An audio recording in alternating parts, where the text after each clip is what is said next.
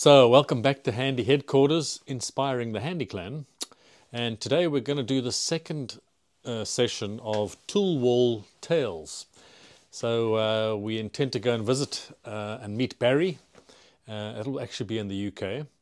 And but before we do that, we're going to show you the next little section of my tool wall. So let me bring you with me and we'll show you the next section. Head down the far end of the tool wall. To give you a little bit of an idea of how I put the boards together. You can see I've sort of got separate boards here. There's one here, and there's another one here, and there's another one here. So we just begin with these first three boards. This one here was quite simple. I just made the board basically the size I needed for the spanners, and then after I'd put them up, I also found a little spot for a funny little hammer I picked up somewhere.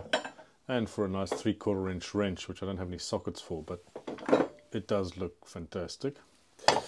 And I made this spanner rack actually just using a type of plastic. I will show you that a little bit later. And I just cut these grooves out on my circular saw. So I first screwed these to a bit of ply and then ran it through the circular saw with a parallel fence and eventually find a way to get them a nice place. And then notice something that's a nice trick. These spanners aren't always easy to read the size, and when maybe you've got 3 or 4 of them out, you don't know where exactly they go. So I've used a white felt tip, as they call it in the UK, or a koki in South Africa, or I think it's called a marker in the US. So a white marker, and just mark everything. And I've used that in other places as well. I'll show you as we go along. So now for this one here with the hammers. Well, this one, maybe start with this one. This one here is very simple because it's just really for holding files and a couple of squares. And this is a knife magnet from IKEA, so not the most expensive one. And so basically it's very simple to decide what size to make it. Is, stick, this is the magnet size, just make it, an inch or a couple of centimeters bigger, and this is maybe the longest file, so just over the longest file. Of course the files can be stacked in both directions like this. Okay, and then the hammer one, I think what I'll do is we'll take that one down and we'll take it to the bench to show you basically how I put it together. And I'll show you how it comes off the wall first here. Basically, because it's on a French cleat system, you just have to lift it, and of course this happens to be the heaviest one. So you lift it up like that. Oops, tip out the bottom, and you've now got the board. So we can now take it back to the bench.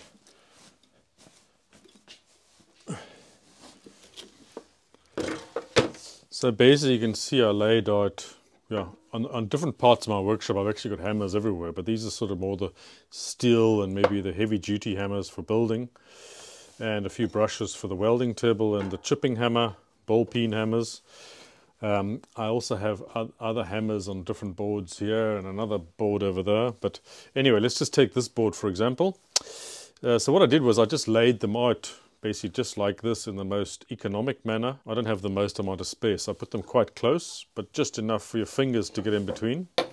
I then measured a board and then made it slightly oversized, cut it out, finished it with this is plywood. It's about a 1/2 inch plywood or 12mm plywood, and I finished it in parquet lacquer, which is a very hard stuff you use for parquet floors. It's a water-based varnish, and it's nice and hard wearing. And then put the French cleat on the back. I believe I already showed you the French cleat system, but that's it, in which basically goes on the back of the board, screwed in like that, and it makes it tap into the part that's already on the wall. Some things didn't have holes in them already. I just drilled holes or enlarged the holes sometimes. And then I've used a standard wood screw, 4.5 to 4.5mm, depending on the weight of the instrument. And then I've used a bit of heat shrink here to just to tidy it up, also to stop it catching and making it slide on easy. So you can pick your color of heat shrink. And then some of these with these little plastic bits. This plastic is just it's this PVC stuff I picked up from a friend of mine. It was from an old skate park. I just used a hole saw, cut out circles either this way, so across the grain, so you get these flat spots like this, or this way, and you end up things like this, all sorts of shapes and sizes. And then all I did was taking a Stanley knife and clean them up. And the holes are already drilled because it's a hole saw. And then just use wood screws to attach them, and then added, you know, double-decked them like this to make them long enough. For instance, for this one, there's 3 on top of each other. And it makes quite a nice sturdy grip for the tool. So that's it. And then on the base, I used a 10mm magnet. I just recessed with a wood bit, and then used a bit of, these are neodymium magnets. And I just used then a bit of super glue to put them in place. So yeah, so that's it. And then I started actually on this end of the shop and then moved that way. And then as I pulled tools out of my drawers and toolboxes, I set them out and made the boards individually and sort of made a puzzle of how they would fit on the thing. So before we go off and do maybe just show you where that came off the wall. You can see here's the gap, and here's the French cleat, which is this 45-degree angle at the back here, so it just sits on that.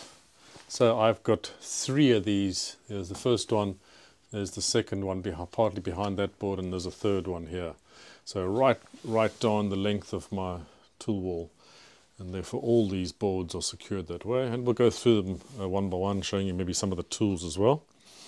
And I've got it also in other parts of the shop. So for instance here, and here's the, your rubber gloves or latex gloves. Also got a bit of French cleat here. You can see on the back, just a little bit of 45 on the back of the box.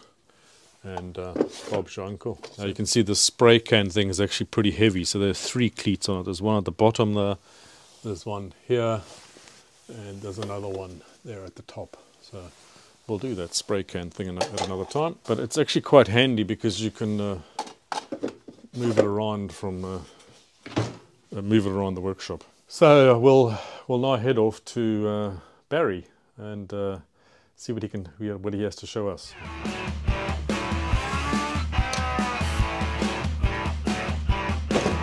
So today we're in Woking in Surrey in the south of England, and we're going to visit Barry's shop, his little workshop. He's a man of actually many talents, but we're going to have a look at one of his experiences over the years. And he's a proper Englishman, but originally... I'm a half-caste Scot. Half-caste Scot, whatever that means. Well, my father was a Scottish. Okay. Half Scottish and half English. Huh? That's it. And I'm mostly Scottish, so that makes 2 of us. Right. So let's head out to the shed.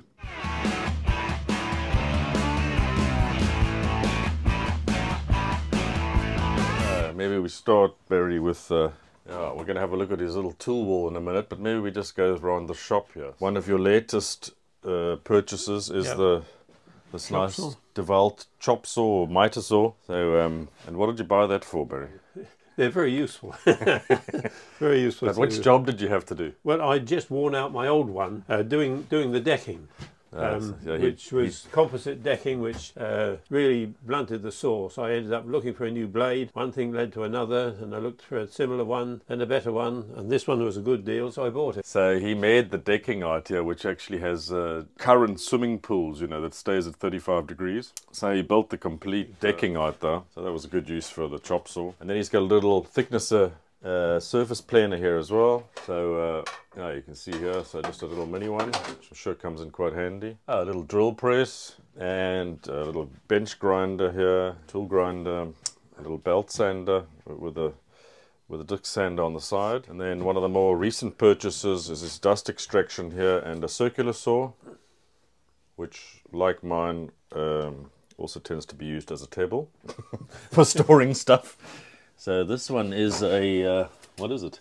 It's a Charnwood. I think it's a British. Yes, it is. British made, and then a little bandsaw here, or lintzag as the Dutch say. And this one has, I see, a little step toe thing to move it here at the bottom, which you put down, and it puts it on its wheels, and then you can rotate it. And this is a little Record Power BS250. And apart from woodwork, what do you use it for, Barry? Well, occasionally it has been used for cutting up frozen meat. Very good for cutting a chicken in half. So there you go, guys. If you need to another use for your bandsaw at home, they're also used in butchers, and Barry happens to be quite a culinary expert, so he uses it to sometimes cut up his frozen chickens. But he also has a little tool wall here he started to put together. And what would you say, Barry, is your most used tool or most favourite tool you've used in your the most very used long lifetime? Is definitely my big scissors, which I've had since I was 17. Okay, so let's have a look at those.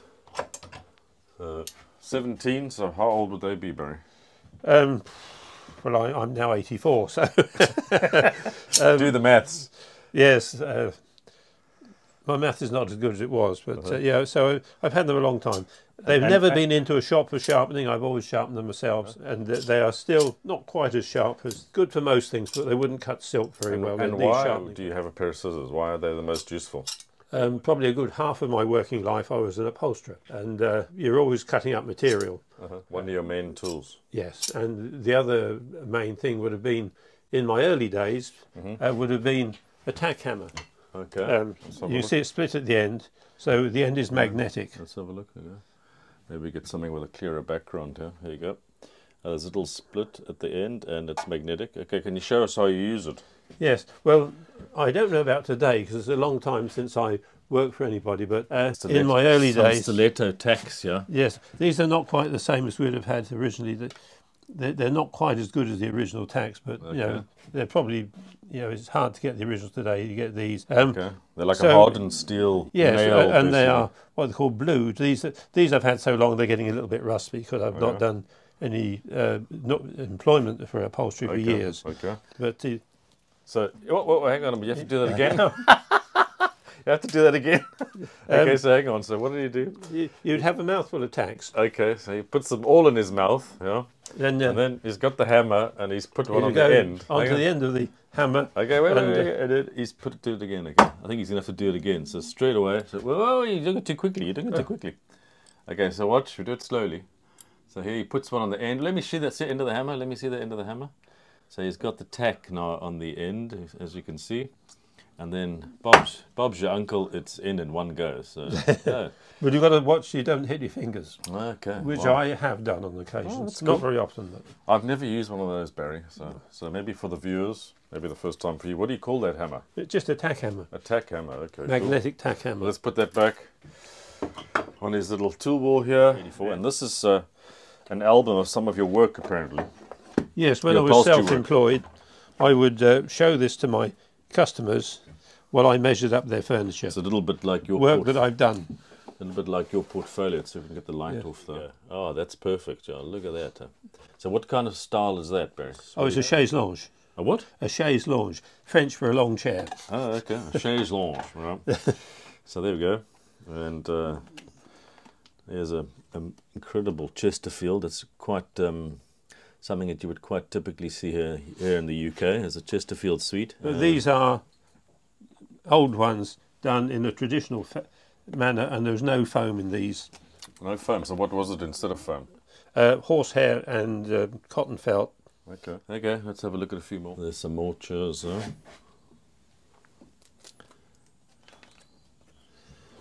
This was his own settee, I believe. Huh? Yep, that's right. One of his own settees he did earlier. And you can see how typically a settee would come to him in a bit of a mess like this, and he would strip it down. So it's hand sprung. Hand sprung, so with spring steel. The springs are tied into place so that when you sit on them, they go down straight. Okay. If they go down crooked, they'll get crippled and break. Okay. And then you've put some felt or something on horsehair. Horsehair. And it's stitched in place to give it an edge. All right. And then he started to put, you can see the Chesterfield pure leather on. Yes, I used a combination of modern and traditional techniques. Initially, see, this is all sewn up in one piece, which would have never been done originally. It means I can put a bit of piping on the edge, so you get a nice edge. Yeah. And it's all sewn together, and the joins follow the creases, so you can't see them. Okay. Wow. So there you go, until the final job there. So it must be very satisfying. And here he's, for instance, got another one that is waiting. It's been waiting how long, Barry, to get covered? So that's typically how it lands up in his little shop here. some years, because gluing it up together, it doesn't really want to go. So I know it's going to give me a problem, so I keep putting it off. Good stuff, Barry. So nice to see your little shop. So, goodbye from Barry, here in the south of England. He's a ripe old age of 80. 84. 84 at the minute. So, and he's still going strong. He's done all, we would be here for the few days if we had to see all the stuff he's done in his lifetime. So, he ran a 40-bedroom residential home for elderly. For 20 years. 20 years, yeah. And we set up a building firm and converted an old house into a 27-bed care home, but we got the builders in to extend it up to 40. Yeah. And everything, he's always got a million projects, so it was part of my job at the moment. My wife got me to finish one of his little projects in the roof, so he started putting insulation in his roof here a few years ago and didn't finish it. It was my job to finish it in the last week. For which I'm very grateful. Good, yeah. Anyway, it's been good. Thanks very much, Barry. Thank you. Cheers, bye. So we're back from Barry's, and Barry had a little bit more to show us than I thought he would, so I think I've taken enough time already. I don't think we'll do anything more on the tool wall today. So we'll keep that for episode 3. I'm not sure who we're going to meet quite yet, but that'll be a surprise. And Barry had a little bit of extra footage he wanted to show us, so I'll leave with that little bonus material now. And if you like what you see, please make sure you're subscribed, give me a couple of likes, and leave some comments. If you've seen something in the shop here that you'd like me to show you on the next episode, then please just let me know. Great, magic. Have a good one. Cheers. Bye. Quick thing we want to show you, a little surprise that Barry stores in his fridge in the garage of all places. So let's have a look. Follow Barry to the garage. Barry has slowly but surely renovated this house from top to bottom, building the kitchen and the little courtyard, little Spanish courtyard out here. So he did all of this, including all the nice tiling and the archways over there. So a little place to sit in the summer. And his old collectible, his straight 6 Jaguar. If anybody wants to buy it, let me know. He's selling it. So we're going into which fridge? Around here. So here's the little fridge. So it's like a little drinks fridge. Huh? So what's in there? So here we are. There's a tortoise that Barry got when... How old were you, Barry? When I was 12. 12 years old. So he's now 84. He's 72. Yes. So he's at least 72 because at least 72. Yes. He wasn't a baby when we got him. About so big when we got him. He was only now he's that's big. nice. And why do you keep him in the fridge? Well, our winters now are not really consistently cold enough for decent hibernation, so we keep them at 5 degrees in the fridge. Okay, and then when do you let him out? When the weather starts to warm up, about March, okay, and then put him outside, and he'll slowly come. And what's his name?